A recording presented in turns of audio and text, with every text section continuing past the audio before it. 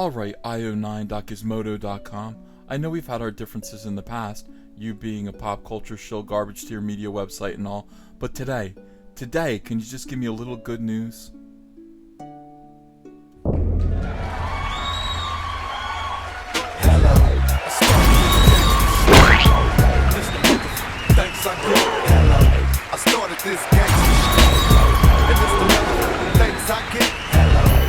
Hey, if you're new to this channel, would you please take a minute to subscribe and ring the bell for notifications? Thank you. Alright, io9.gizmodo.com comes through like a champ. Welcome to Comic Artist Pro Secrets. You're listening to Ethan Van Sciver, 25-year veteran of the comic book industry, great big Star Wars fan. Look at this. Look at this glorious headline. Marvel found a replacement for Chuck Wendig's scrapped Darth Vader comic. Surprisingly quickly. There's nothing surprising about it. Everybody wants to draw Darth Vader. There's not one single person who wouldn't give their right eye to, well, maybe Sammy Davis Jr., to write Darth Vader. Everybody knows Darth Vader. Everybody loves Darth Vader, and everybody wants to read about Darth Vader. So it's not surprising that people leapt on this opportunity. The only thing that is surprising is that Chuck Wendig let it slip through his fingers the way that he did in favor of spending all day on Twitter telling Republicans to eat a boot covered in shit. That is the only surprising thing. Why? Why would he do that? I have no answer for you. I'm not a lemony ginger soy boy from the Pacific Northwest, so I don't know. I can't make sense of it for you. Struggle with that. Join me in struggling. Let's look at this article here. This is exciting. James Whitbrook, thanks for the good news. Appreciate it. Look at Darth Vader on a horse. This is Darth Vader. And he is Death Dealer here, I assume. I guess when we pull back, we're going to see that this is a Frazetta. Well, this is a Frazetta tribute, as they say. It's an homage to Frazetta, and it's interesting. I never thought of seeing Darth Vader on a horse before. That never occurred to me. But the visionaries that have taken over this comic book, that have rescued this comic book from the depravity of Chuck Wendig, these people are special people, and we all must admire them. And we do admire them. Let me get rid of this ad right here. Alright, so in the space of weeks, Marvel went from proudly announcing a new Darth Vader miniseries at New York Comic Con. That was in October, I think. In October, they were like, we've got a new Darth Vader comic book, and Chuck Wendig's going to write it. Chuck said, yeah, I'm going to write it, and another project. To scrapping the whole thing entirely. How did that happen? How did it happen? Now, less than a month later, they found a replacement. All right, they're going to tell you, I hope, how it happened. In case you don't know, Marvel has announced via the official Star Wars website, Vader, Dark Visions, a new limited miniseries that will launch in March. All right, so people, I think this is going to come out. All right, so you're going to have to wait 2 months. What Chuck Wendig cost Marvel Comics is a 2-month delay. And see, here's the thing. Marvel Comics wants to put out Darth Vader comics. It's a good idea for them to put out Darth Vader comics. They're highly profitable. And so losing this Darth Vader miniseries because of the lunacy of Chuck Wendig put a dent in their pocketbooks. We can't let that happen. I'm really glad that they stepped up, picked themselves up off the ground, dusted themselves off, and decided to relaunch it with a new and more responsible creative team. All right, so instead, so the Chuck Wendig penned Shadow of Vader miniseries was originally set to debut 2 months after March, or 2 months before March. Instead, days after its announcement in October, Marvel was forced to. They had no choice. They had to fire the writer, Chuck Wendig, from this project 3 issues in, with Wendig citing internal concern at the publisher over his political commentary on social media as a primary reason for his exit. That is correct. It was a shocking affair. Chuck Wendig did not react well to Brett Kavanaugh, his being appointed and confirmed. He didn't react well to it. He took it very, very personally, and he assigned blame to 50% of the world, it seems. And that was just too much, because 50% of the world might buy Darth Vader comics. Now, Chuck Wendig, he called people racist and rapists and wretched abusers. Basically, it sounded like, My Favorite Things from The Sound of Music. It was like, racists and rapists and wretched abusers. It was pretty great. Somebody actually did put it to music. If you can find that video, My Favorite Things by Chuck Wendig here on YouTube, you should absolutely watch it. It's very funny and perfect for the holiday season. Marvel just couldn't do that. Some of these people who Wendig was denigrating, well, these people might be buying Darth Vader comics. In fact, it's likely that they are, because everybody buys Darth Vader. So they fired Chuck Wendig. Chuck Wendig went on to hire some pseudoscientist friends of his to blame the whole thing on me. This was my fault. Somehow, it wasn't that he was telling people to eat fecal-covered boots. It was that I told people that he was telling people to eat fecal-covered boots. But it was quite a thing. I mean, when he tweeted these incredible tirades, these sick, mentally ill tirades, people like James Woods were retweeting him and making fun of him. I mean, big stars were actually commenting.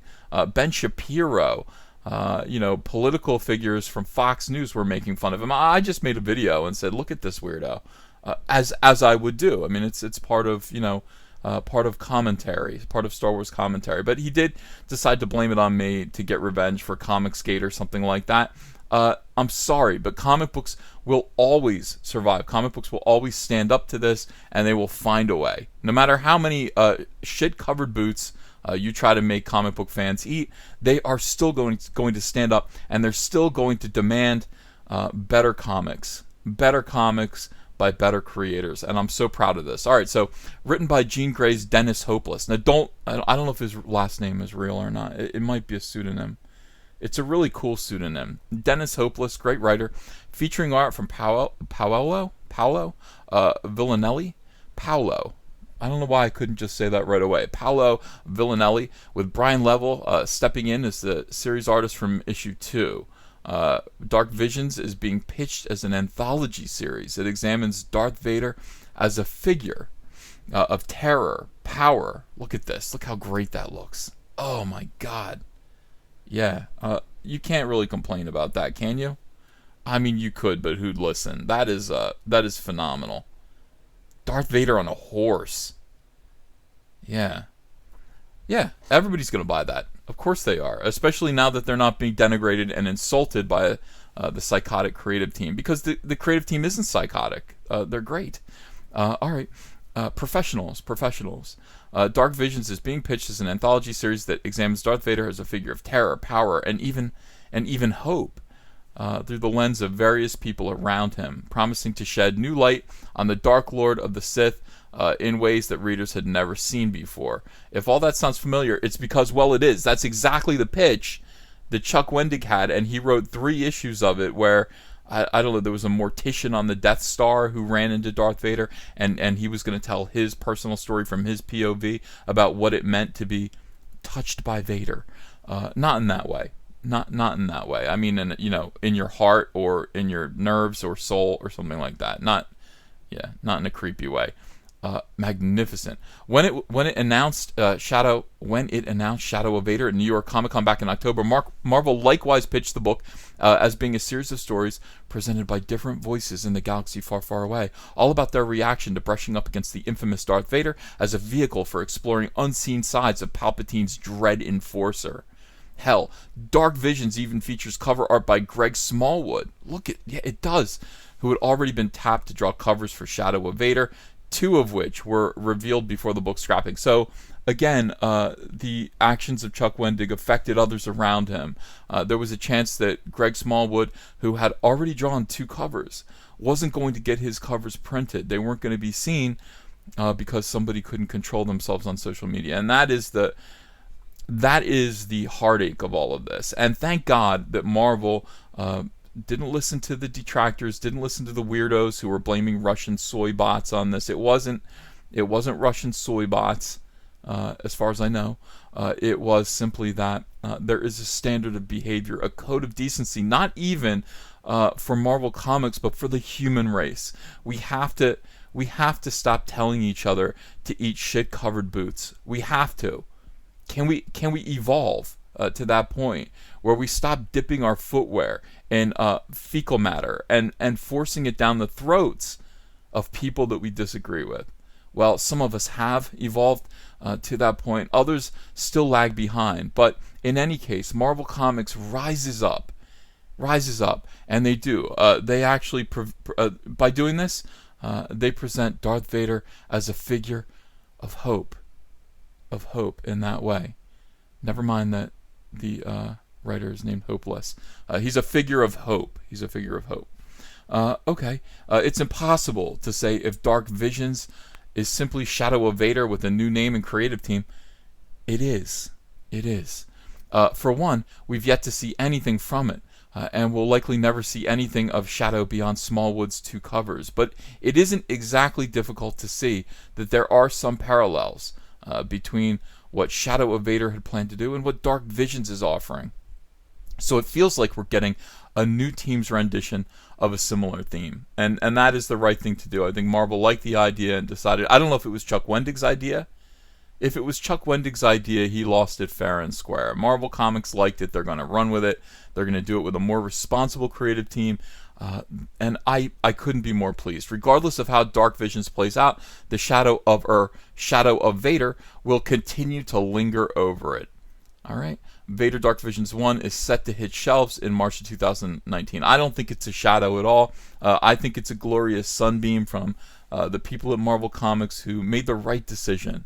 And some of whom over there, some of the Marvel people right now, some of the Marvel editorial are making surprisingly good decisions lately. Some are making terrible decisions, terribly weird, clearly ideologically based decisions that aren't based on money, but this decision is based on a lot of things that matter.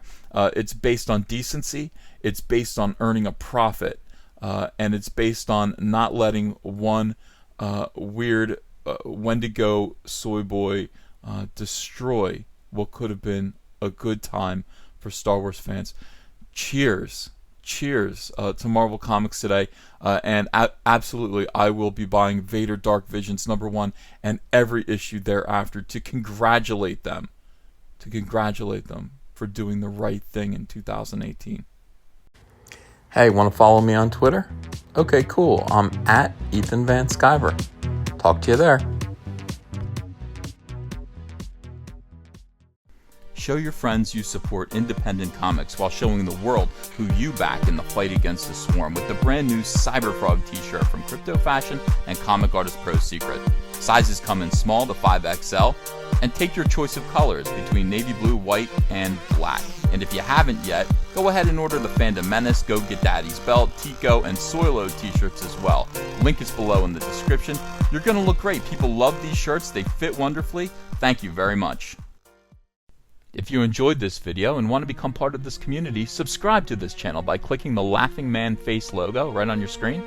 Ring the bell for notifications as well. You'll never miss a live chat. And stay tuned, another video by Comic Artist Pro Secrets is coming right up.